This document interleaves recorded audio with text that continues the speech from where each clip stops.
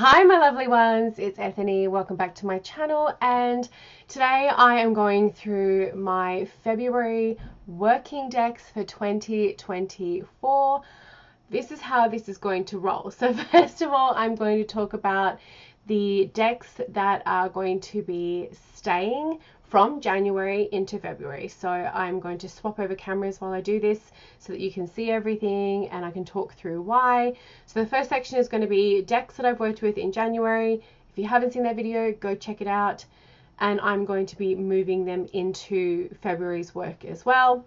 The second part of it is going to be decks that I use in January and I am not going to be working with in February, so they are going to be cycled out. And then the third part is going to be brand new decks for February that I'm bringing in to work with my clients. These are the decks that are staying in my collection for the next month that I haven't really worked with. The first is the Fairies Oracle. I didn't actually go into a lot of Oracle decks at all this month. When I did do the Psychic Fair on the 6th of January, I did take an Oracle deck, which was my Awakened Soul Oracle, but I haven't in client readings been using a lot of Oracle decks. So I want to keep it for February to see if I do to actually work with it, right? So that's, oh, so good. Good things come in threes. So that's one of them. The next one is the Memento Mori Oracle. Again, I did not work with this at all, and it was because I was so busy. I was so preparing to get ready for surgery and trying to make sure that the print for the Cosmic Wisdom was, you know, everything was going there, that I just did not pull from this. And this for me is one I really want to kind of study for myself. So yeah, didn't do it, didn't work with it. So I'm going to keep this one in my collection and see how I go. Gosh, depending, you know, I might be flat on my ass and doped up to high heaven with painkillers for a lot of the months, so who knows. The next one is the same thing. This is the Sylvankind Oracle. I have not worked with it, so I want to very badly because it is simply stunning. And as a kid who used to cry when trees got cut down, and an adult who still does, this really speaks to me. So I want to keep it because I haven't had a chance. You can see it, like, it hasn't even been really shuffled. So I would like to keep this in my collection for February in my working space. The final deck that I'm keeping in the workspace, but I didn't work with a lot, I did a couple of client readings with this, is the Tarot of the Vampires, or Vampires Tarot. Oh my gosh, I can't even remember. This is the Charles Harrington deck. I did reach for this. I did do some client readings with this, and it did hold a very specific vibe. So I just want to see if I'm drawn to want to work with it again, and if not, I'll move it on and probably bring it back out in October. Oh my gosh, why is this? You can tell when I shuffle things, it's all over the show. Yeah, I'll bring it back out in October, and I think this would pair so beautifully with the Buffy the Vampire Slayer tarot, which was one of my favorites last year. But I did read with it. It reads very, very, very well. It just has a very specific vibe, but I'm going to keep it for another month. See how we go. Okay, these are the decks that are staying and that I worked with quite a bit this month in January. So the first is the Liminal Tarot. This is the version of the new Liminal Tarot that is on Game Crafter or one of the, no, Make Playing Cards. I will never not love this deck. This deck I read so easily with. Clients really love it. And I also love the fact that I can have this edition and shuffle the shit out of it without, you know, worrying about the fact that the tinned one that I have is a collector. So that is staying. Read with it, love it. It's everything. The next one should be no shock to anybody. It's the Aura-Soma Tarot. I actually think I'm going to open up a few slots for my Aura-Soma tarot readings. I don't always do these. These are quite a labor of love and quite intense readings for me to get ready. There's a lot of prep work beforehand, but these are readings where you do this like once, you know, in your life, or you do it when you're really not sure what your soul purpose is and if you're really working in an alignment. So this always stays out, always. And I will actually be releasing some readings for next week. So if you want to get one before I have my surgery, make sure you are on my mailing list or send me an email. The Lua Tarot reads so freaking beautifully. This was a deck that I actually went and grabbed a lot for my client readings in January, and wow, what an amazing experience. I hope she does another run, because I think it is, oh my gosh guys, I'm so sorry, I'm trying to get this done just before I have to I'm on a time crunch, so I hope she does another run, but I have no regrets buying this. It reads really, really beautifully. So this is staying at least for another month, because it was just so great. I loved working with it. No surprises, my Druidcraft Tarot is staying. I'm not going to say too much about this. If you have been following me for a while, you know this is something I consider to be a soul deck, and it doesn't go anywhere either. This and the Aura-Soma are always out. I read with it a ton this month, so heaps of readings were done with this baby, and it's not going anywhere.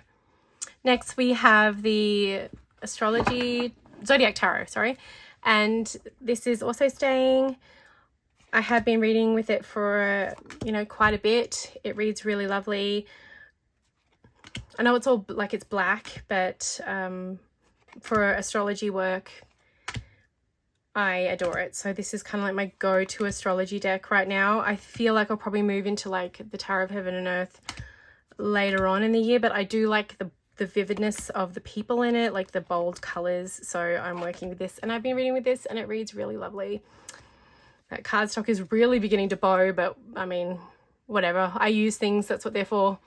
Next, we have the Necrotic Feminine Tarot, and I really was pleasantly surprised working with this deck. This was the first month that I had this out on my reading space, and I really loved it. The readings were so clear, so positive. I got such fabulous, like, just channeled information and psychic information with this.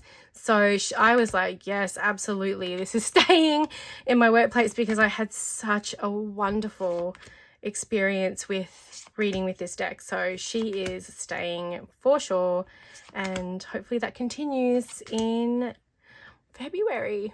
The last deck that is staying in January into February, and should be no surprise to anyone, is Tarot of the Witch's Garden. Love. I used this all the time with client readings. I read so many. Actually, I need to, like, she needs a bit of a cleanse coming into February, because there was some pretty emotionally intense readings with this, but it's always an absolute beautiful deck to work with, and I love it. The first deck that I'm going to be popping back in my collection and not working with in February is the Anima Mundi Tarot, and I actually worked with this month with clients, so I still found myself reverting back to what I know about the tarot, and I like the Rider-Waite Smith, and I still really struggle with connecting to you know, animal decks that are just animal decks. It is so beautiful. Remembering that this is not in any way, shape or form a reflection on the deck and the quality. It is like, that is so gorgeous. It's just that I found it not something that I could read with. So like for me, the Nine of Cups is like self-esteem and having a really good emotional space and having confidence, and for me, like, that doesn't really read this card. So maybe it has its own its own, I mean, that makes sense for me, the hermit crab. It has its own thing, but yeah, so beautiful, still love it, but not going to be working with it in February. Next is the Slavic Legends Tarot, and I know, right?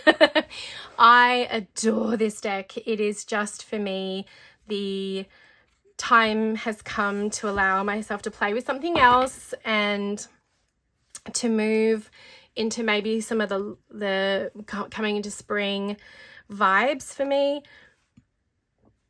This will probably be back out in the winter because I love it so much. It reads exquisitely. I have been reading with it. As you can see, everything's out of order and it's all upside down and all sorts of which way. Oh God, I could just stare at these cards all freaking day. So it is only being swapped out because I want to bring in decks that have a more, you know, spring vibe. I mean, some of these cards do, but the black and the velvet, the luxuriousness feels very winter to me. The next is the Star Tarot, and this is another like, oh my gosh, are you kidding me moments, because I've had this in my working space for so long, and the only reason why I'm moving this deck out for February is that I have worked with this for over a year in my client area, and I would like to try to use some of my other decks this year because I have a lot in my collection and I haven't necessarily worked with a lot of them. So that's the only reason why this is being moved out. It's probably going to make another, you know, another appearance sometime this year, but it's time to experiment with something else. And it's still one of my favorite decks. Next is the Tabletop Tarot by Brandy York, and I only worked with this in January, so because I just received it. And the reason why it's going into the back on my shelves is that I wasn't finding myself reaching for it while I was working with clients. I did a couple of times, but you know, like if you watch Vox Machina, you know that that's who those people are. And I feel like for me, I would want to bring this out for very specific fairs or readings for myself because I'm a gamer, and I moving into spring, you know, some clients especially are like a little like, oh, what's a dragonborn, and you got to kind of go there with them. So I'm like, okay, well, even though it's right away, I can read with it extremely well. This is a very niche deck. Please go and support Brandy. I love this so much, but I just want to, yeah, work with different decks in my collection. But this is fabulous. But yeah, time to move this one for at least February. And the last deck that is going to be moved out for February is the Silver Acorn Tarot, and that is simply because it for me is very fall. I kept it in because I wanted to work with it again because I simply adore it. But I just find that I wasn't reaching for it because it has that, you know, autumn, fall, Halloween feel for me. But do not think for a second that this is not coming out. The moment that air feels crisp, I know this is going to come out. The clients I have read for with this deck, oh, that was a tongue twister, adore this deck, and I adore this deck. So it isn't going anywhere from my collection. I love it so much. I have 2 copies, and it's just a fall deck for me.